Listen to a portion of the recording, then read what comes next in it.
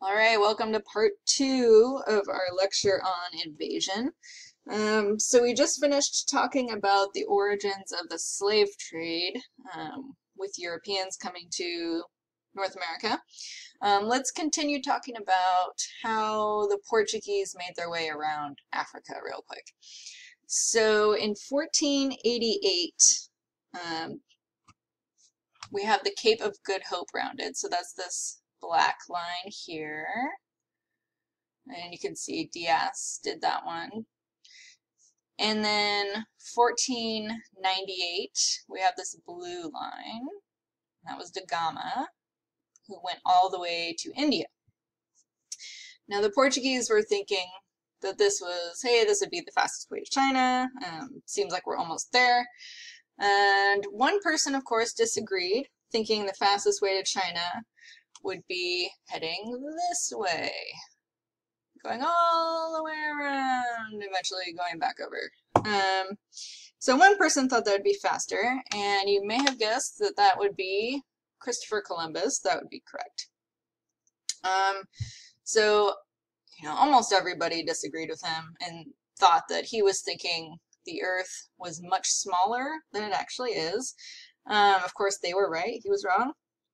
But he had this plan. He was so convinced. He'd studied for years, figuring out that this would be the fastest way to head west. Portugal refused his plan time and time again, and so eventually he went to Spain. He stayed in Spain, took about 7 years to convince the Queen and King of Spain, Isabella and Ferdinand.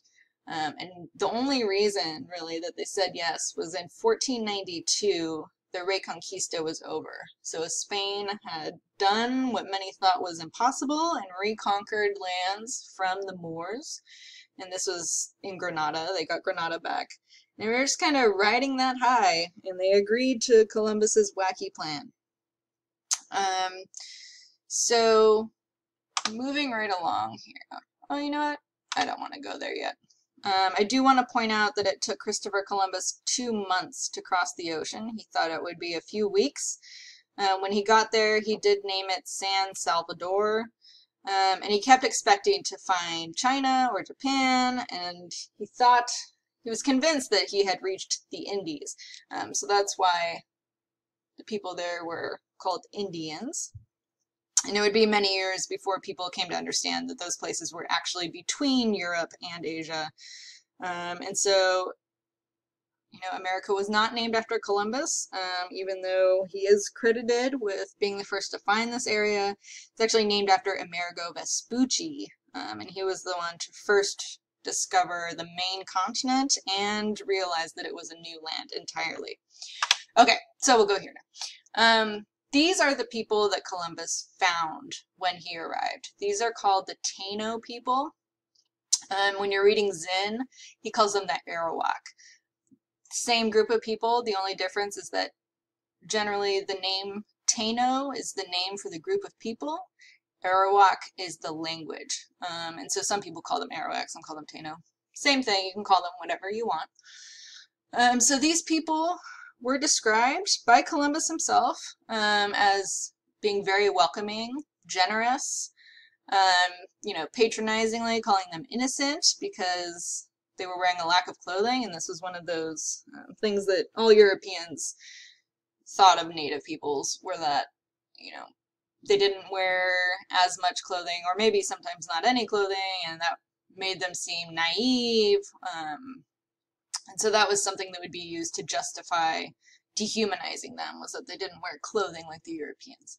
They also lacked the military power that they needed to resist. So even if they hadn't been welcoming and generous, their weapons, while they were effective weapons, they were no match for European weapons like, metal blades, etc. Okay. Columbus did initially try to establish good relationships with the native people. Initially, again, only at first, and this was because he thought that they would be a great group of people to come back bring thousands more men, and subjugate these people. And again, subjugate is dominating another group of people, forcing them to become one with your society. So he was forming good relationships so that they could come back. He wanted them to be trusted so that they could break that trust and have them become servants and enslave them, etc. One person who did speak out against Columbus and the Spaniards' treatment of the Taino was a guy named Bartolomé de las Casas. And eventually he had had enough. And one of his quotes is, he said this was the hardest, harshest, and most heinous bondage to which men or beasts might ever be bound into. And, you know, you'll have read in Zinn by this point, hopefully, the sorts of treatment that de las Casas witnessed. Women killing themselves and their babies because the treatment was so harsh. Spaniards, of course, killing them all the time. And none of this is even... What am I trying to say here? I haven't had enough coffee yet, guys.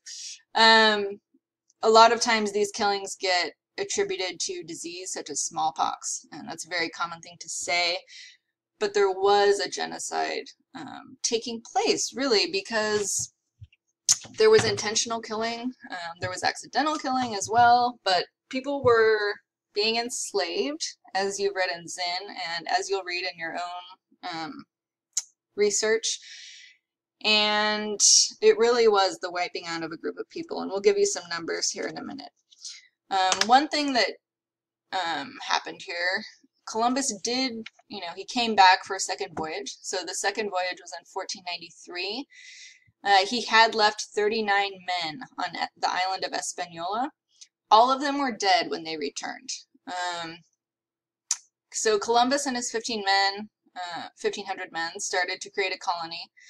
Those 39 men, you know, they were killed allegedly because of brutal treatment, including rape and murder that were going on. Not too much came out of that.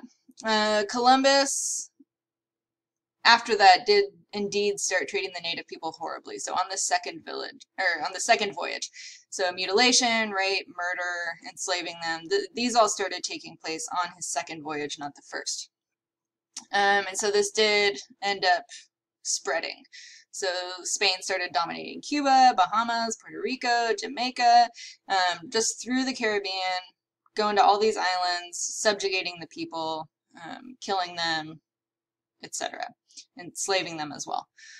And the king of Spain wrote this requerimiento, and it was to be read to all native peoples upon encounter, because there had been some talk that Spain was conquering these islands and they were being brutal, etc. So he had this statement that was to be read, and this statement essentially said, in Spanish, to people who didn't understand it, that they must accept Spanish rule and Catholicism.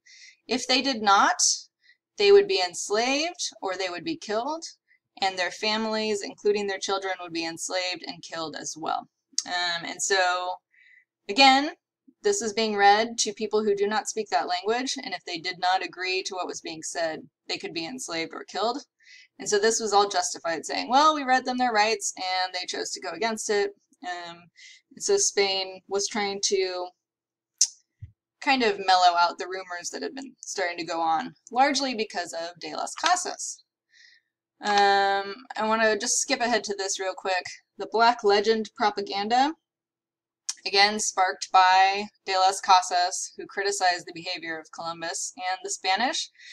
And so the Black Legend is a series, really decades or centuries even, worth of anti-Spanish propaganda that was sparked. So if you look at this piece of artwork, which is one such piece of propaganda, you'll see we have, you know, native populations here that are being hunted down with dogs, which was often referred to as the Spanish method. We have this gentleman here feeding native children to his dogs. It's quite gory. This person is recoiling in horror. We have a Spanish priest here who, as you can see, is sort of tending to a child and mother who have been hanged together, and the child is now being eaten by a dog. So horrifying treatment, and not really as far off as we will have read in some primary source documents. So these sentiments continued for a long time, well past the Mexican-American War. Anti-Spanish propaganda such as this. So let's go back here. The Colombian Exchange. So these are the different organisms that went back and forth between the two continents. So things that went from Europe to the Americas: smallpox, measles, malaria, yellow fever, influenza, chickenpox. So all manner of diseases. Animals: horses, pigs, cattle, chickens, sheep, goats, black rats. Black rats, of course, major disease carriers. And then one main crop, sugarcane. And again, sugarcane came with enslaved people. And then things that went from the Americas to Europe. So we did have some diseases: syphilis, polio, hepatitis, encephalitis. Some animals here: llamas, alpacas, turkeys, and guinea pigs. And then many different crops that did end up becoming staples in Europe as well. So maize, potatoes, peppers, squash, beans, tomatoes, and cacao. So I'll let you determine who you think got the better end of the deal here. All right, let's move forward. So when you're considering whether or not this was a genocide, we started talking about this a little bit. About 85% of the Taino population died in the first 50 years of contact. And when they started disappearing, the Spanish continued moving on to more and more islands. The Bahamas ended up basically being depopulated. And then Cuba, Jamaica, Puerto Rico, all the same. And because this population that they'd been hoping to subjugate and enslave, and they end up in fact subjugating and enslaving them, were running out, that's what led to the extension of enslaved Africans to the Caribbean. So the first enslaved people of African descent to come to the Americas was in 1502 to the island of Hispaniola, which was one of the first ones to be depopulated. De las Casas, while we can praise him for his condemnation of Spanish treatment of the indigenous, he did promote the use of enslaved Africans as the humanitarian alternative. So unfortunate there. Also in 1516 we have the first sugar mill, and so then shortly after that was the first sugar boom in the Americas, and the enslaved population really exploded after that. By 1540, about 15,000 Africans had been sent to Hispaniola alone, just that one island. And so if you look here, the population, the native population of Hispaniola, 1492, when Columbus and his friends arrived, 400,000 people. And you look down here, 1548, 500 left. So quite a devastation.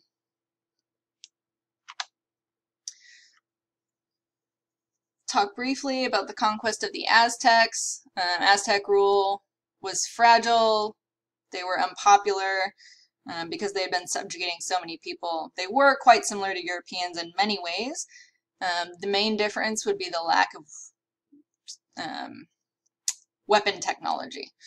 So Cortez, who was the one who came over and conquered the Aztecs, one of the ways he was able to do that was by gathering an army of different enemies of the Aztecs and marching with them on Tenochtitlan, which was the capital. So they ruled for months until Moctezuma died.